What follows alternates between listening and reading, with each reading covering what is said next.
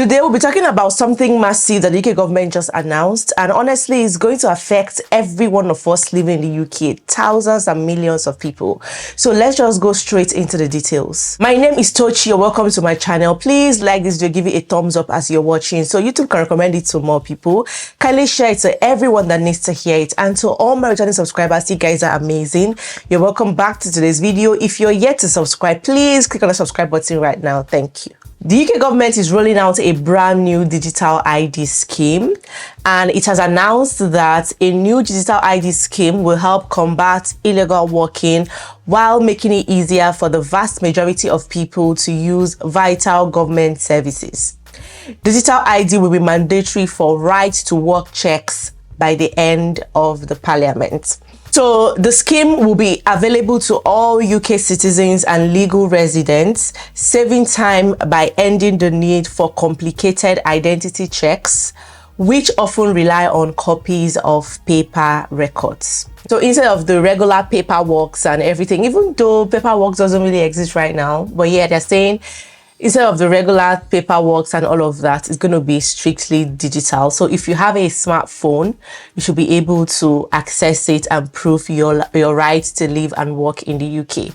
You know, so imagine having all your documents on your phone. You're right, you just go in for an interview or go to rent a house or try to open a bank account or something, you know, and everything's just on your phone. You just click. It's going to be easy according to the government, even though people have their reservations, you know, and questions around it. What if, and that's okay, because that's what happens when you're trying something new. There are going to be questions around what if it doesn't work, what if this happens, and everything. So we're still going to go into all of those details, what people are scared of, like people's major fear with this announcement. Okay, so basically the government is saying that the rollout will in time make it simpler to apply for services like driving licenses, childcare and welfare, while streamlining access to tax records. The new digital ID will be held on people's phones, like I just explained, you know, just as millions already use the NHS app or contactless mobile payments. So it's going to be very easy. With what they have in mind is just making it easy on the go and everything, you know. So when you're asked to prove your right to work, you guys see, proving right to work in this country is very, very important. Like your visa, your status in the UK, everything is tied to your right to work, is tied to your visa and everything. So basically, if you want to apply for anything, you have to really show your right to work. And as a migrant in the UK, we also need to know about this information so that we'll know what to do when other people are doing it, you know. That's how the government also introduced the e-visa. You know, when the e-visa came about, and we also talked about it here, that also helped people get to know it better, what to do and how to go about it. And the government even tries to make things easier by sending emails and encouraging people, telling step-by-step guides on how to go about it. And if you encounter any difficulties, you're asked to call them or send an email to a particular email address and everything. So most times when things like this come out, they anticipate or they understand that people might have their reservations or people might have struggles switching. So they try to like make things easier, like getting customer service and all of that, complaints where you can raise your complaints and everything. So their plan is to basically make it easier and to curb illegal migration as well, you know. Basically right now, if you are in the UK undocumented, or if you're in any country undocumented, it's going to be very difficult. It's usually very difficult to access a lot of things.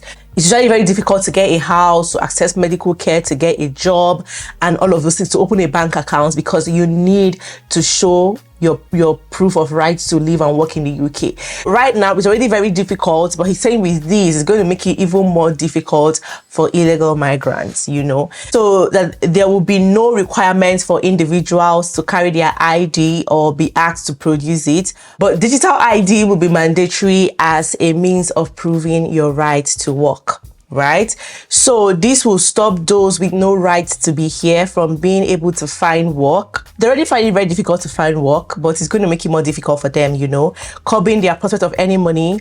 One of the key pull factors for people who come to the UK illegally. It will send a clear message that if you come here illegally, you will not be able to work, deterring people from making these dangerous journeys. right? So the government has been trying so hard to crack down on the illegal workings. I'm sure if you've been following the news, you would have noticed that most times they just go to places, shops, businesses, companies unannounced. Maybe if they suspect anything, they go there to like catch people or trying to find out people who are working illegally, and somehow they've succeeded because they go unannounced, right? You just don't know, you just see them in your business place, and once they get you, both those that are working there, both the workers and the business owners are usually in trouble because the government have been hammering against businesses employing illegal workers, right? So businesses are even at risk. Like if you're employing somebody who is here illegally, your business is at risk, while the person working is also at risk. So that's why a lot of people are being careful. But anybody that is doing it just has to be aware that, see, you're looking for trouble, right?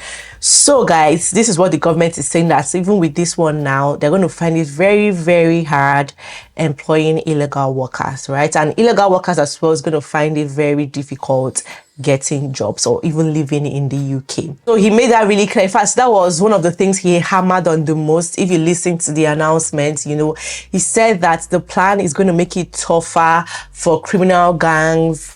It's going to make it tougher for people coming in by boat, because the government is really, really out to cut migration, and they are trying to cut both legal and illegal migration. We have seen it countless times. We've even seen the evidence of them constantly changing immigration rules and all of that, and also trying to cut or stop people from coming into the UK by boat. So this is the summary of everything that is said. Building on the work already underway to roll out a This UK digital wallet. The digital ID will sit on people's phones alongside the digital driving license, which the government has already announced plans to introduce. So basically the government is going digital. Everything is going digital, so the government will listen to a range of views on how the service will be delivered as part of a public consultation to be launched later in the year.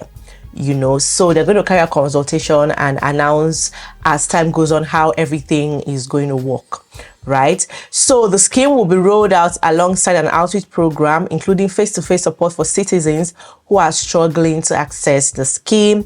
And the new plans will offer significant benefits for reducing identity theft and preserving privacy. So with security at its core. Digital ID limits personal details being shared unnecessarily by only sharing the relevant information for the specific scenario in question. It will also use state-of-the-art encryption and user authentication to ensure data is held and accessed securely. BBC also published it to summarize everything that the government has said, just as we have seen, and what this means for everybody moving forward. Okay, so the IDs will not have to be carried day to day, but they will be compulsory for anyone wanting to work, right? The government says the scheme will be rolled out by the end of the parliament, meaning before the next general election, which by law must be held no later than August 2029. Right? So why is the government introducing digital IDs? We have already seen it from the gov.uk website, but like I said, this is the summary. Okay, you use it to prove your right to live and work in the UK. You use it to do every other thing you want to do, because it's going to be stored on your phones, on your smartphones, just like you have your digital bank cards, NHS apps, and all of that.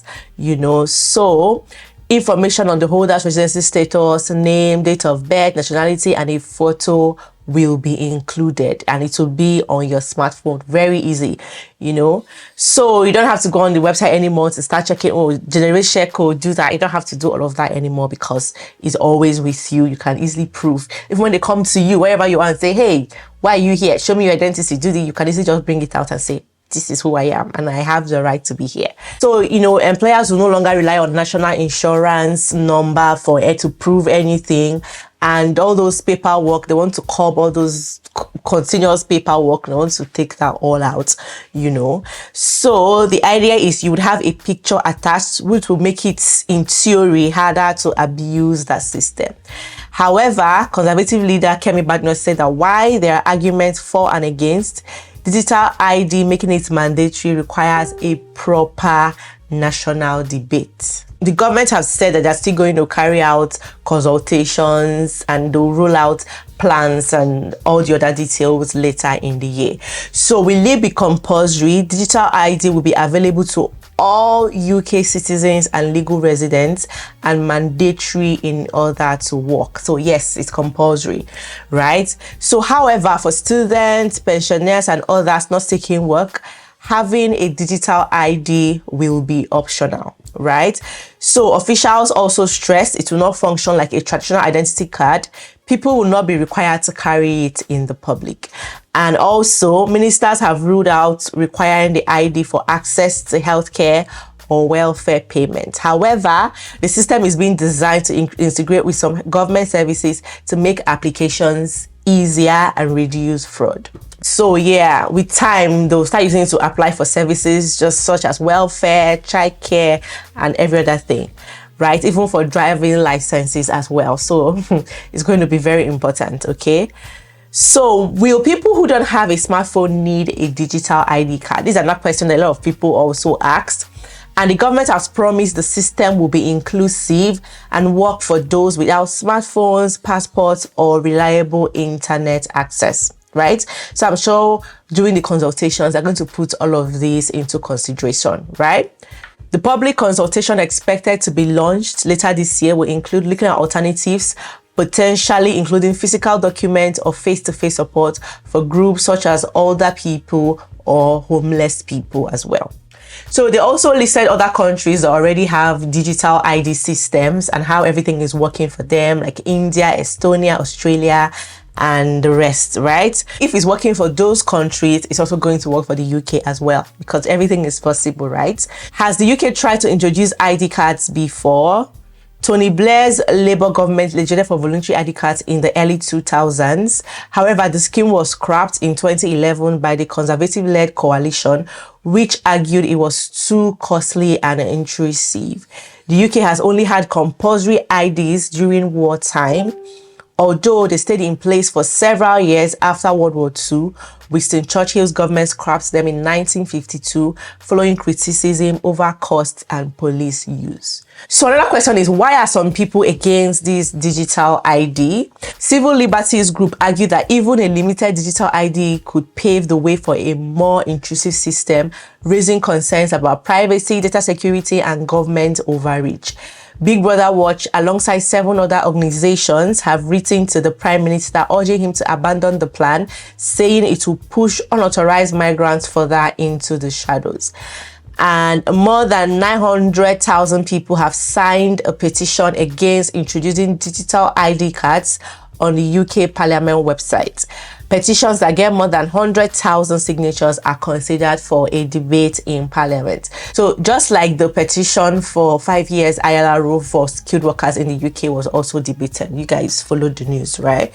So other prominent critics, including the former Conservative Cabinet Minister David Davis, who campaigned against Labour's ID scheme in the 2000s. He said no system is immune to failure and warned governments and tech companies have repeatedly failed to protect people's data.